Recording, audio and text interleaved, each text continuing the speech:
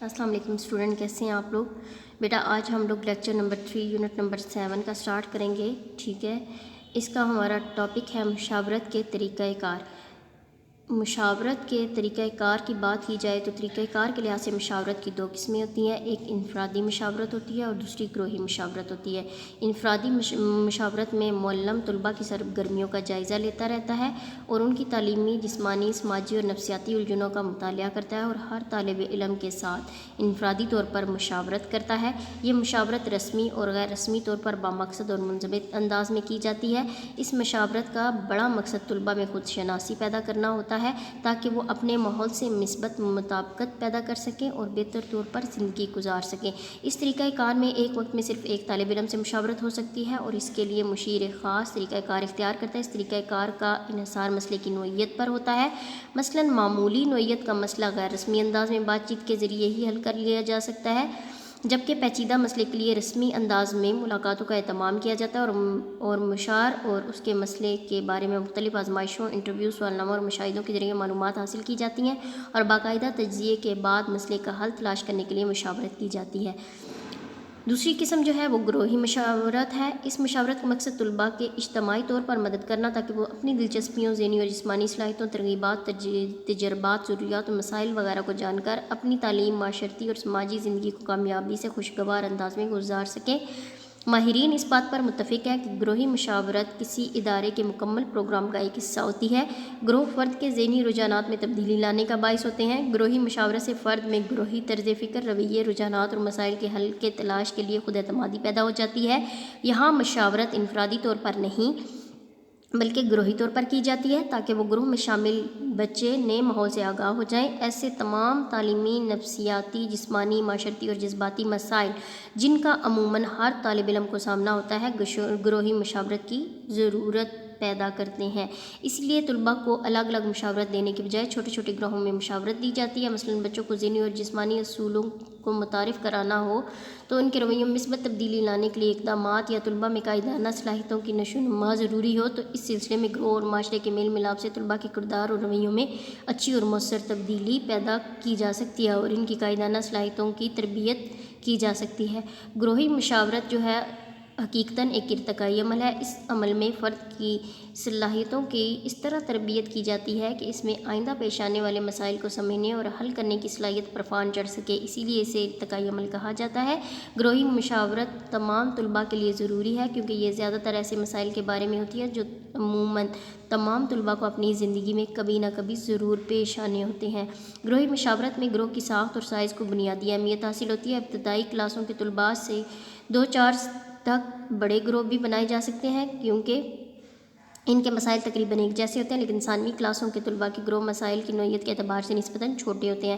مثلاً تجربی رجحان رکھنے والے بچوں کے لیے 5 یا 6 طلباء کا گروہ مناسب ہو سکتا ہے، جبکہ خاموش طبع اور تنہائی پسند بچوں کے لیے بڑا گروہ مفید رہتا ہے کیونکہ اس طرح ان کو میل جول کے لیے زیادہ مواقع میسر آتے ہیں. گروہ تشکیل کرتے وقت اس بات کا خیال رکھنا ضروری ہے کہ گروہ نہ تو زیادہ چھوٹا ہو اور نہ ہی بہت بڑا، کیونکہ بڑے گروہ میں مشیر تمام بچوں کو مناسب توجہ نہیں دے سکے گا، جبکہ بہت چھوٹے گروہ میں مشاورت تقریباً انفرادی نوعیت کی رہ جاتی ہے، یعنی ایک بندے تک محدود رہ جاتی ہے. مشیر بچوں سے مل کر ان کے اجتماعی مسائل اور مشکلات کا علم حاصل کرتا ہے، پھر نوعیت اور شدت کے اعتبار سے مسائل کی علیحدہ علیحدہ نشاندہی کرتا ہے اور مسائل کی نوعیت کے اعتبار سے بچوں کے گروہ تشکیل دیے جاتے ہیں. مسائل کی نوعیت اور بچوں کی شخصیت کے بارے میں تفصیلی معلومات اکٹھی کی جاتی ہیں جن کے تجزیے کے بعد مشاورت کے عمل کے ذریعے بچوں کے مسائل سے عہدہ برآں ہونے کی ان کو تربیت دے دی جاتی ہے.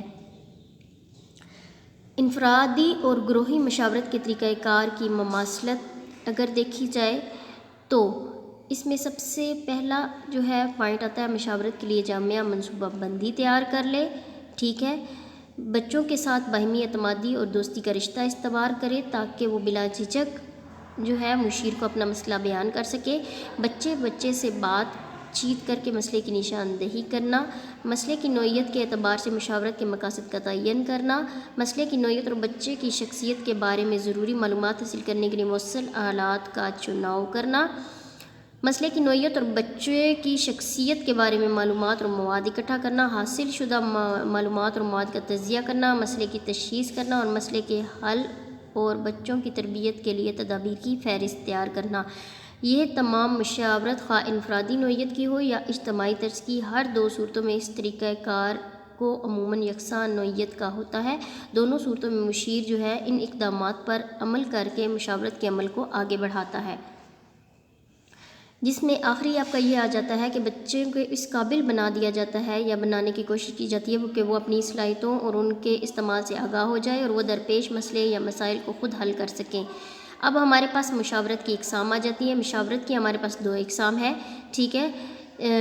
یوں تو مشاورت کی بہت سی اقسام ہیں، لیکن مدارس میں جو موجودہ صورتحال کے پیش نظر اختیار کی جاتی ہیں ان میں جو ہے وہ ڈائریکٹیو کونسلنگ یعنی ہدایاتی مشاورت ہوتی ہے، اور نان ڈائریکٹیو کونسلنگ، ٹھیک ہے، یعنی غیر ہدایتی۔ ہدایتی مشاورت کا بانی جو ہے وہ ولیمسن ہے۔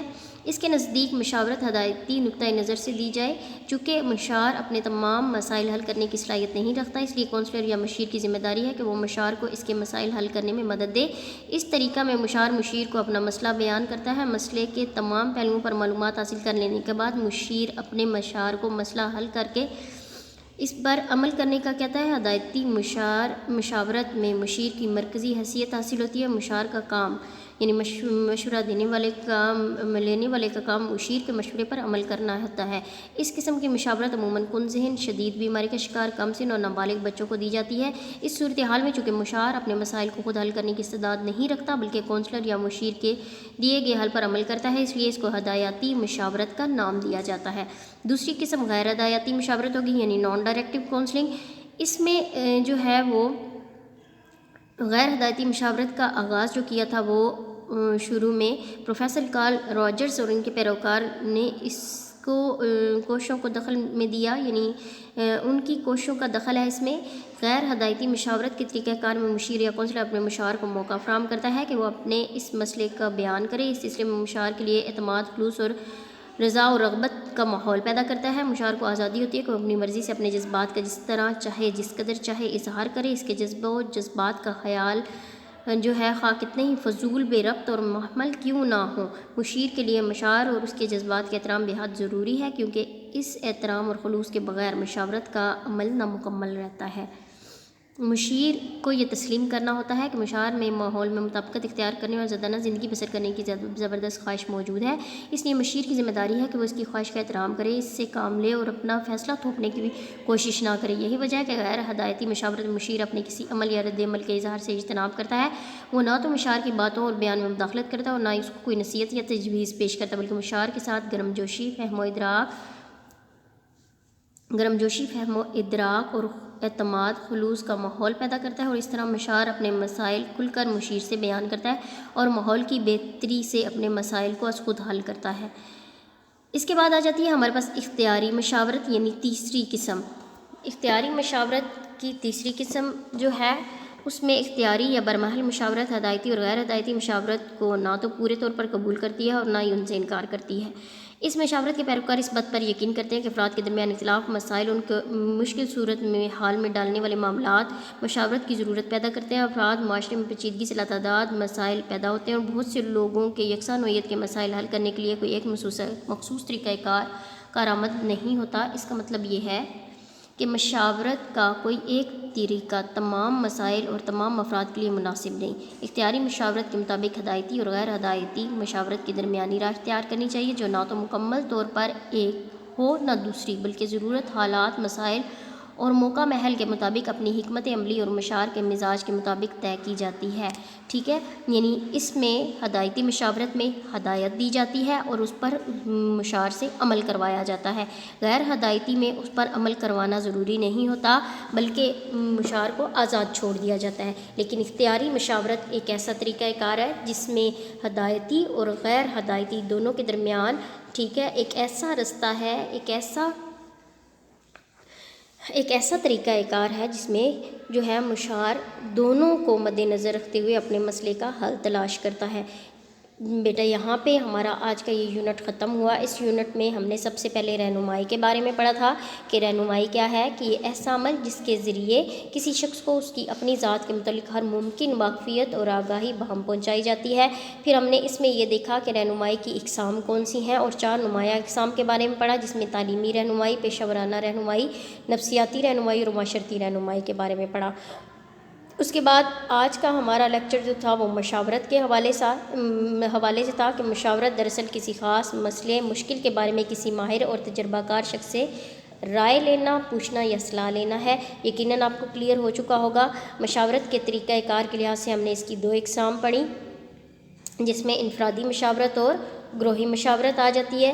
انفرادی مشاورت یعنی انفرادی طور پہ مشار کے مسائل کو حل کرنا، ٹھیک ہے، اور گروہی مشاورت یعنی گروہ کی صورت میں مسائل کو حل کرنے کے لیے تجویز پیش کرنا۔ اس کے بعد مشاورت کی مزید 3 اقسام کے بارے میں ہم نے پڑھا، جس میں ہدایتی مشاورت آ گئی، غیر ہدایتی اور اختیاری آ گئی، ٹھیک ہے۔ ہدایتی ہدایت پر مبنی، جس کو ہدایتاً جو ہے مشار کو لازمی جو مسئلے کا حل پیش کیا جاتا ہے اس پر عمل کرنے کی ہدایت کی جاتی ہے۔ غیر ہدایتی میں اس کو مشورے دے کر آزاد چھوڑ دیا جاتا ہے، اور اختیاری مشاورت میں اس کو اختیار حاصل ہے، ٹھیک ہے، کہ وہ آزادانہ یا ہدایتی مشاورت کی درمیانی راہ اختیار کر سکتا ہے۔ امید ہے بیٹا کہ آپ لوگوں کو کلیئر ہو چکا ہوگا۔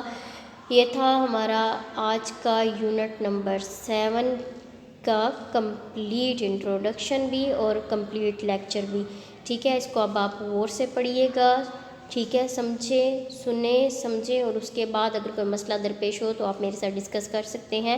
اللہ حافظ۔